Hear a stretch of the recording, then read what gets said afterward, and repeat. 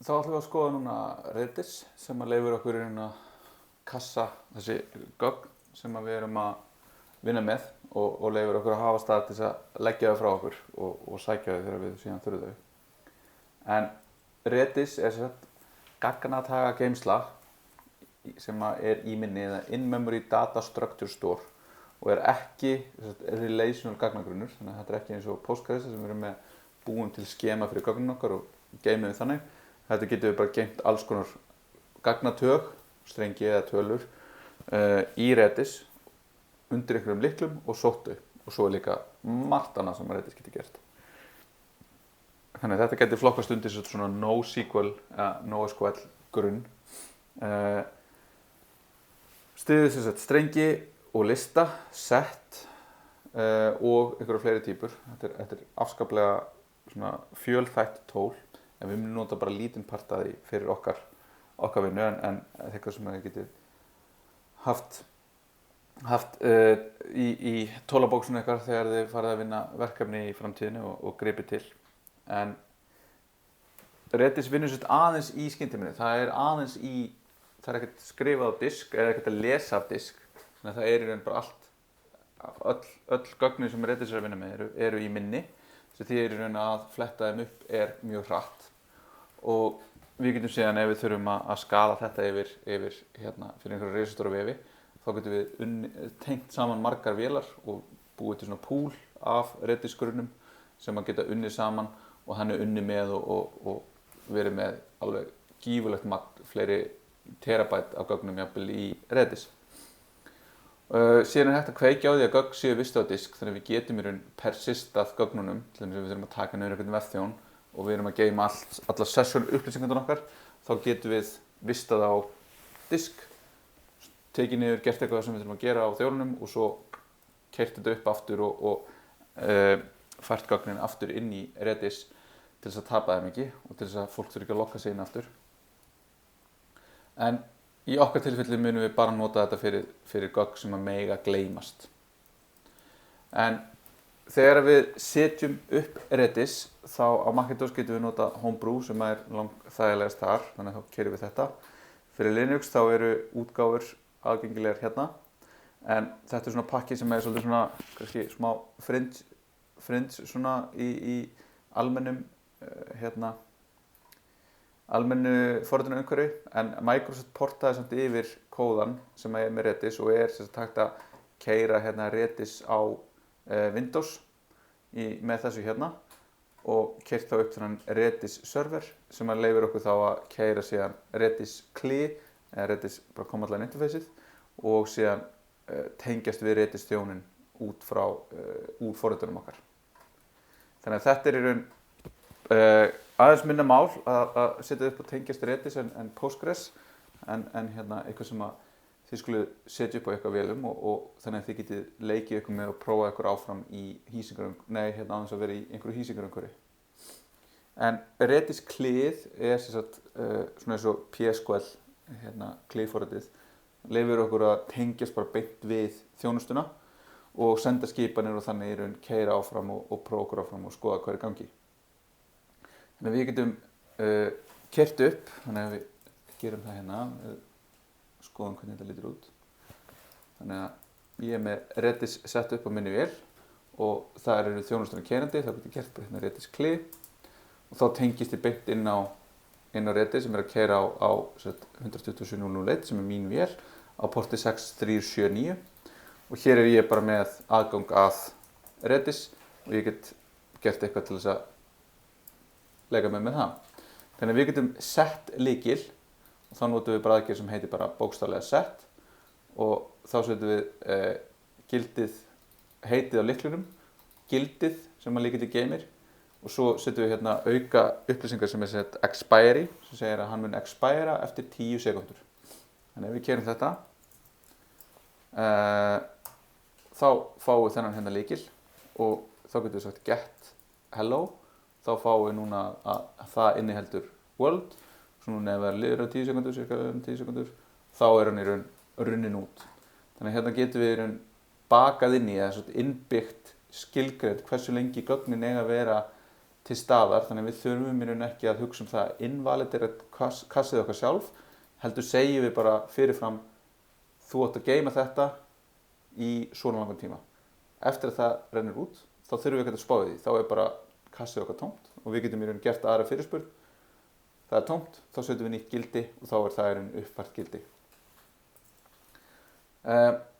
Þannig að þetta key value store, eins og svo margt í forritun, að við erum með einhvern lykil sem tengt við eitthvað gildi. Og lyklarnir eru hástafanæmir og allir hlutirnir eru geymdir undir lykli í Redis. Og ef við viljum vera með einhvern lengri streng, þá setjum við bara inn í gæslappar og getum geymt þannig.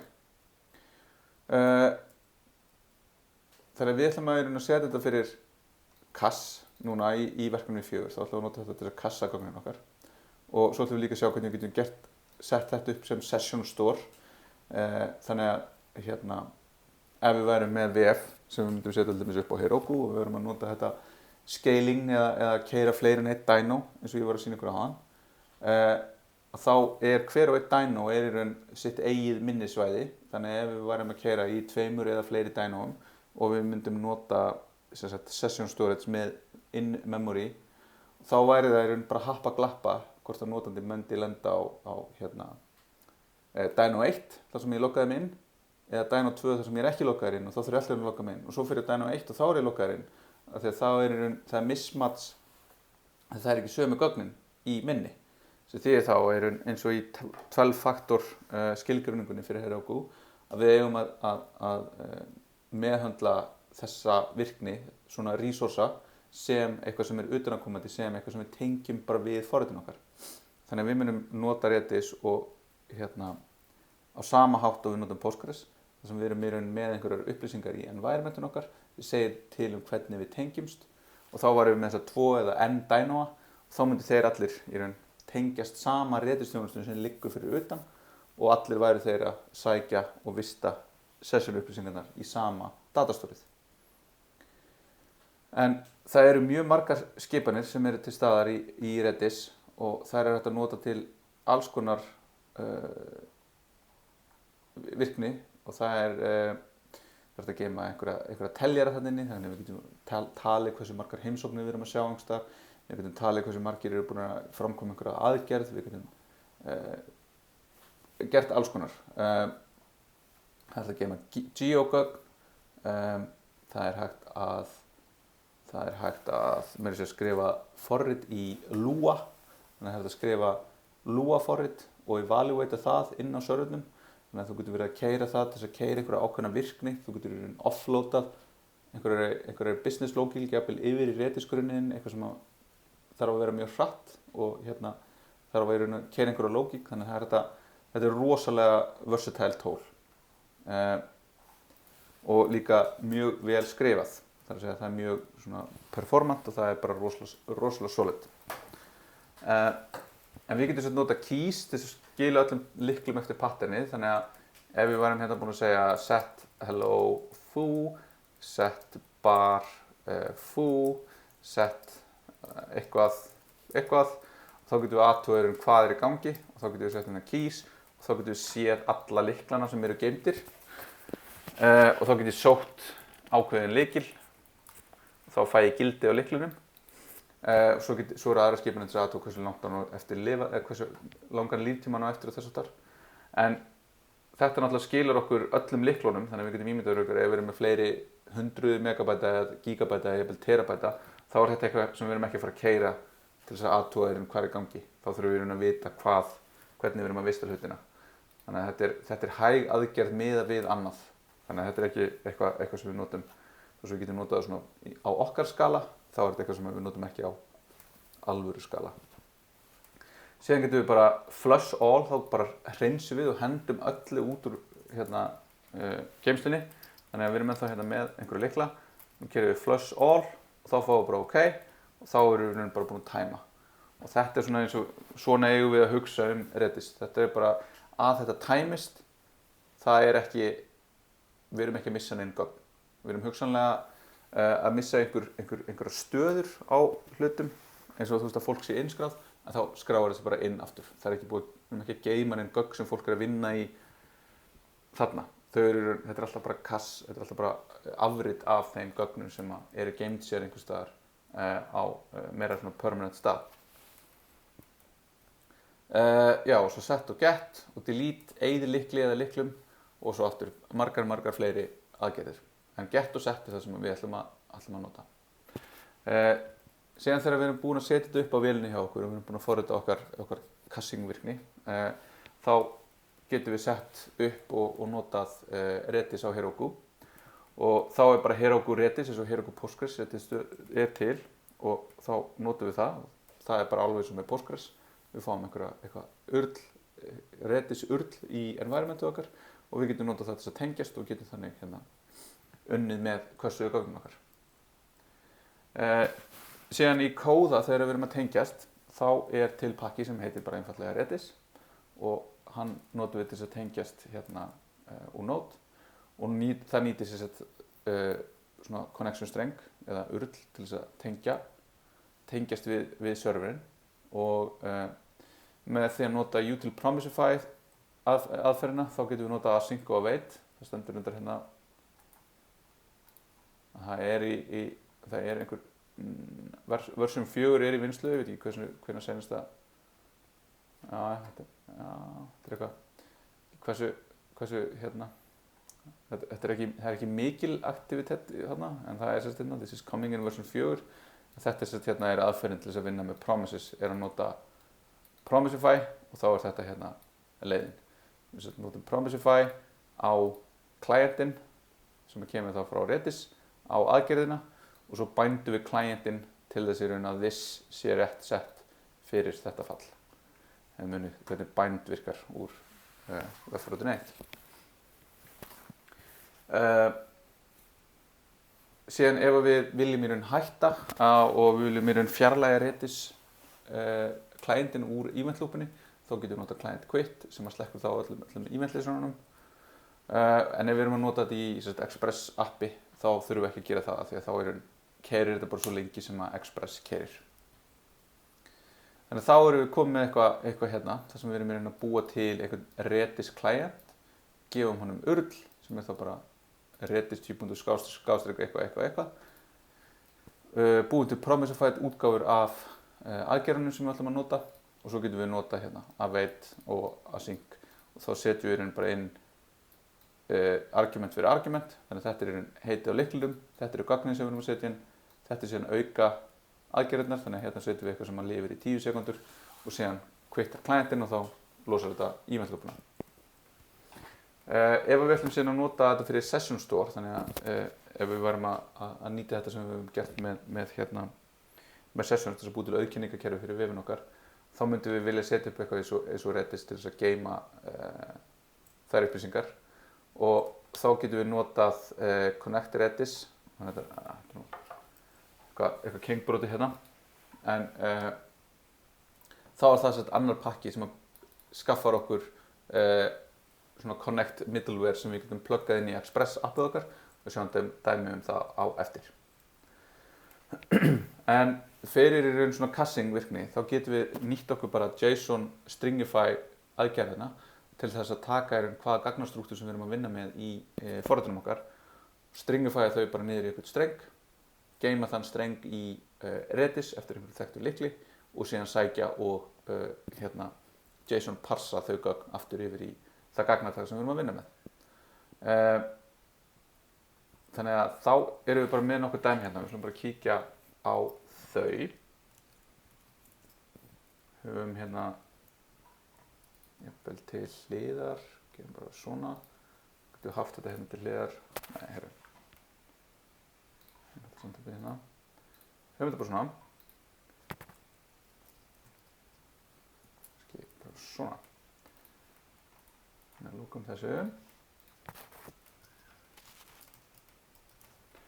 Þá erum við með fyrsta dæmi þar sem við erum í raun bara að tengjast með Redis, þannig að við erum í raun með við sækjum Redis pakkan og hann heitir bara Redis og þetta. Svo sækjum við util pakkan til þess að geta notað Promisify fallið þar.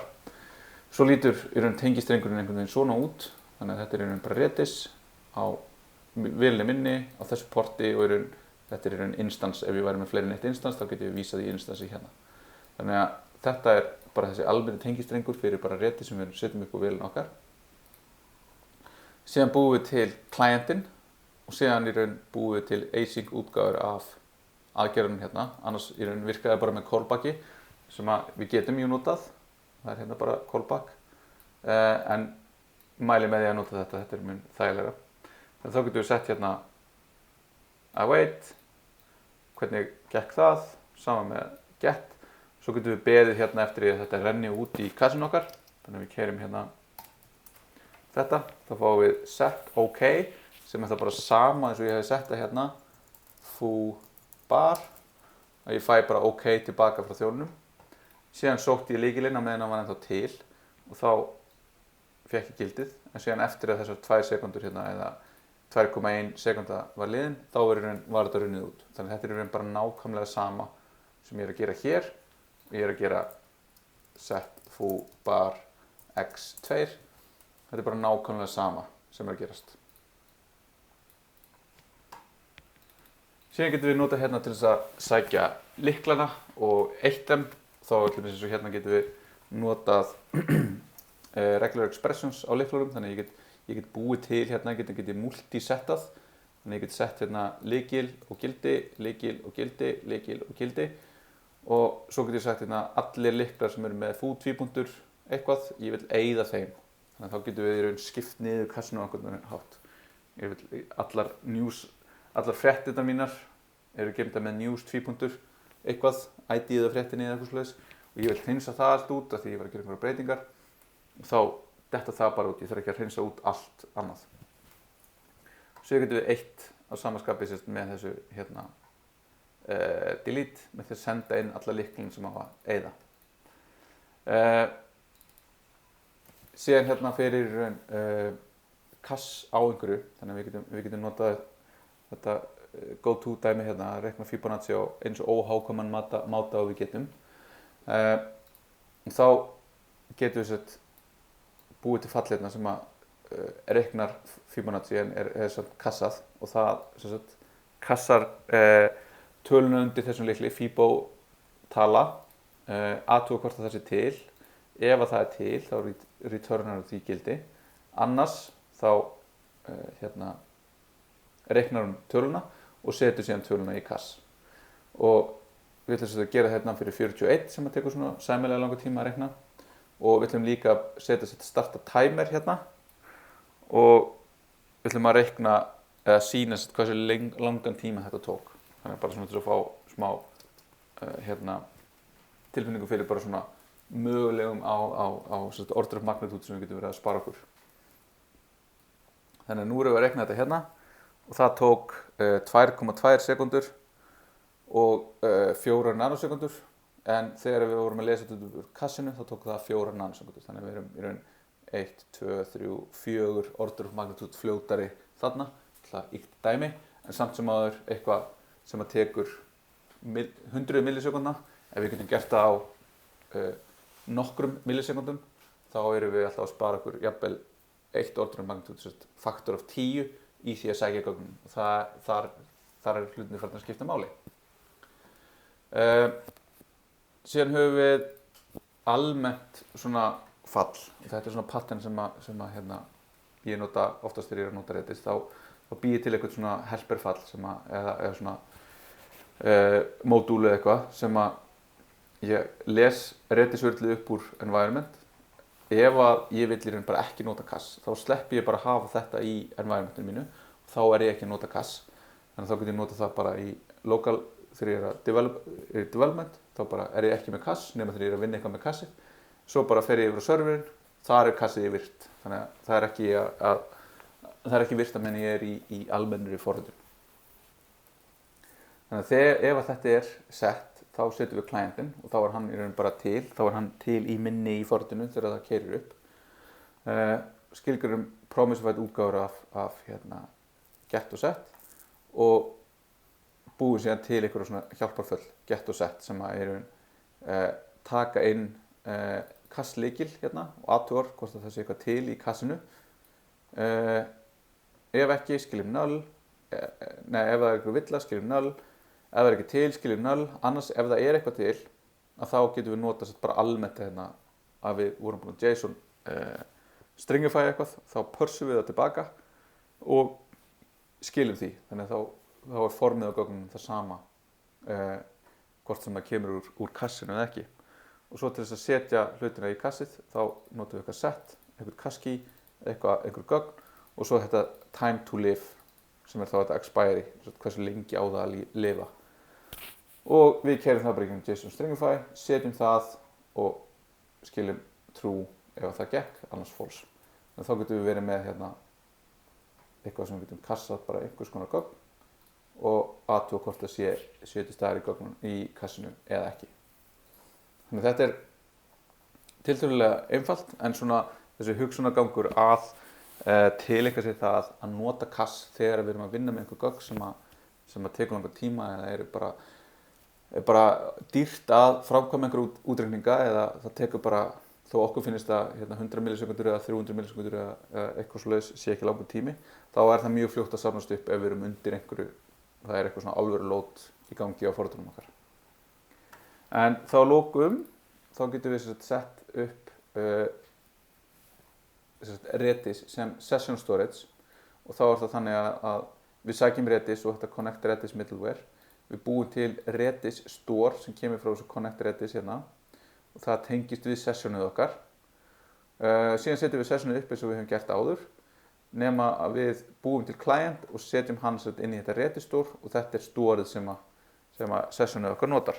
Þannig að í grunninn þá voru alltaf með hérna default memory store en núna erum við að nota Redis store. Og það þýðir þá að þegar ég keyri upp þetta og ég opna þetta þá núna er þetta eins og við munum kannski eitthvað hvernig þetta var. Þetta telur hversu oft ég hef heimsótt ákveðnar slóðir og nú slekki ég á forritinu og kveiki á því aftur og reloada og ég held stateinu. Þannig að ef við kíkjum þá núna hér þá höfum við hérna eitthvað session sem er að keyra. Þannig ef ég tek þetta núna hérna og ég bý til nýjan glugga þá er þetta hérna og svo athuga ég hér þá er komið enn annað session svo getur ég lokað og opna annan